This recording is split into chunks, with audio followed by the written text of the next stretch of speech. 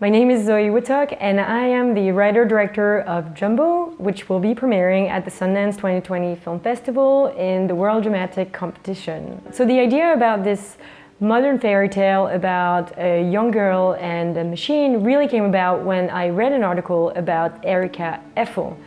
So Erika is what we call an objectum sexual. She actually fell in love with the Eiffel Tower and decided to marry it. Then I really tried to research it and quickly understood that first it was not a joke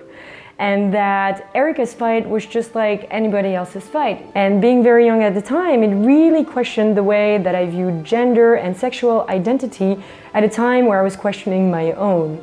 I think that I was always very attracted to outcasts as characters, especially being that I was very tall and quirky and not to the boys' liking, so I always felt kind of awkward, and I think it was from that moment that I started questioning what people called different or even sometimes monstrous.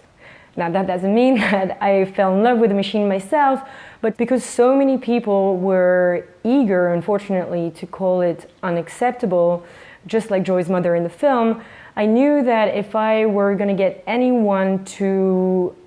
understand the humanity behind the story, I really had to arouse as many emotions as I could, both visually and auditory, just as Joy was falling in love with Jumbo and ultimately discovering her sexuality.